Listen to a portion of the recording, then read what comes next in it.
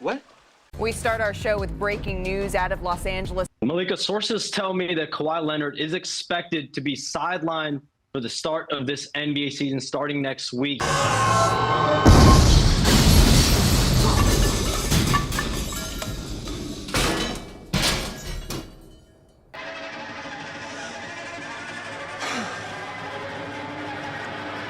Kawhi will not play in the Olympics. The organization and the Clippers determined it's in Leonard's best interest to spend the rest of the summer preparing for the upcoming season. Why Kawhi Leonard is impossible to get. He's never there.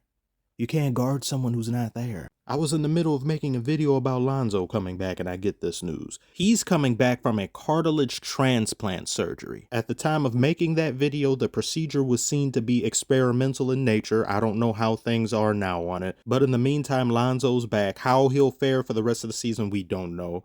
But this thing with Kawhi, this reminds me of when Tony Parker ruptured his quad. And he had said he came back from a much serious injury than the quad issue that Kawhi had, yet Kawhi was nowhere to be found. He seemed distant, disconnected, and cut off from the team. And they had sort of an intervention where I believe the team went to his house, including Greg Popovich. Kawhi took offense to it, I guess the assertions or insinuations they brought to the table and him not being devoted to the team, or at least it came off that way, and he wanted out. It seems like ever since Zaza gave no space for Kawhi to land, where he suffered a quad injury here, or at least his first on record, he hasn't been the same. And the recovery time in between injuries is downright ridiculous. How he was able to win a championship for the Toronto Raptors, despite all that afflicts him, apparently, I'll never know. But what I do know is the contract given to him by the Clippers was bad from the moment he signed it. I also know just from looking at these list of injuries, I feel like I have to go to a physical therapist. This is even further proof that we as fans have known for the better part of half a decade or more that the NBA only recently, at the beginning of this year, issued a statement on and saying they now understand too that load management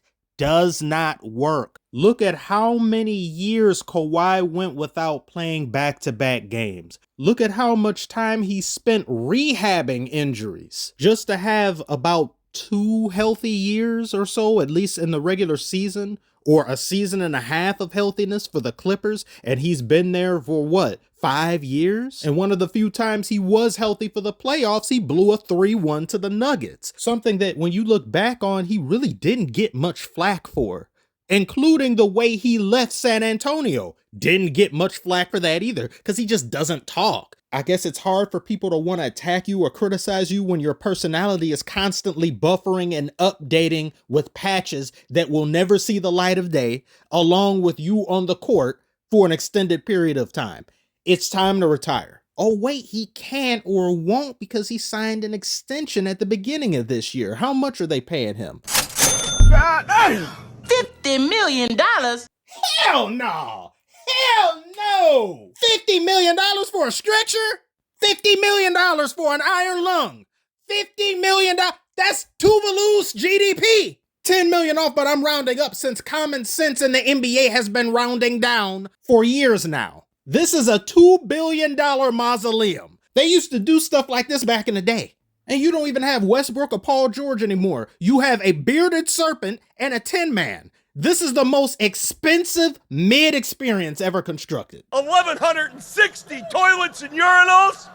3 times the NBA average number of toilets and urinals? I've never seen someone so excited to talk about piss and shit. I'm straight bewildered. Steve Ballmer, you're an amazing owner. You've done so much for this franchise, but it's wasted on the likes of some of these players. No matter what direction you look, there's ringless activity. Contracts do not need to be guaranteed, but I'm sure that will not change. The owners simply make too much money.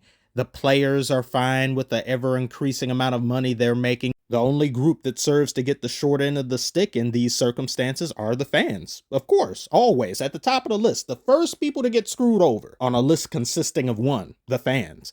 I'm not saying Kawhi shouldn't have gotten an extension. The Clippers are more at fault for giving it to him in the first place.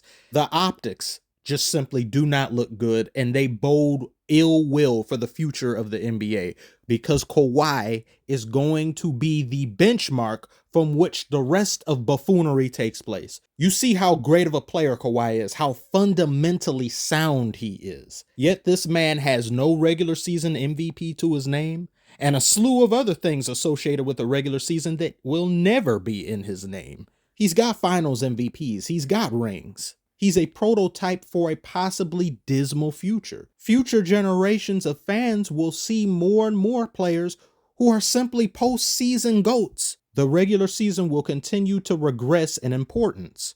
And in the future, they will start making changes to the requirements and winning an MVP because there won't be enough players to play enough games to get an MVP. That's going to be changed. Defensive player of the years and all that will be changed or augmented and made lesser. Kawhi isn't on social media. He doesn't do many interviews. He's not constantly talking or being braggadocious. So we can't really guess as to what his temperament is. We don't really know him, to be honest with you, as an individual who plays basketball. So I can't question his integrity or make an assertion that he's not doing this, that, and the other like some other players who I know and have seen, and you guys have seen as well. They come into the season unhealthy. They come into the season and begin it and play themselves into shape only to get injured. Those people are on a separate bracket of ineptitude that I find infuriating beyond any end. I just don't know with Kawhi. But I'm not going to fault somebody in feeling angry about these affairs that he's engaged in or lack thereof. I'm going to sympathize with a lot of people who pay money to go and see a player who never plays, who get angry at the thought of said player getting offered an extension. Why are you giving him an extension? He's never been consistent. He's never been here. He's never been present. What, are you afraid he's going to walk in the offseason? He's in a wheelchair. He can't. Keep throwing more and more money at him in the hopes that he'll come around and have healthy of enough season to make a run at the playoffs, only for him to disappoint where it matters most in availability. That's why I get so upset.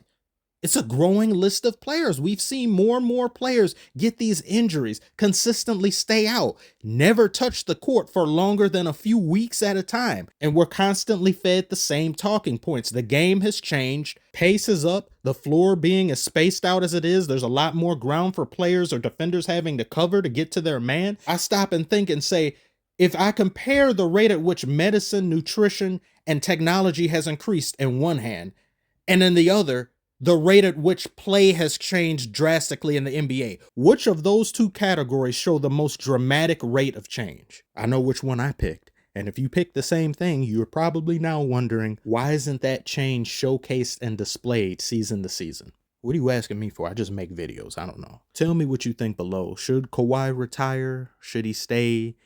Am I wrong about anything, or you don't like the way I put some things? Feel free to scold me in the comments section, of course, as is your right. Thank you all so much for watching. Like and subscribe if you are new, and I shall see ya later.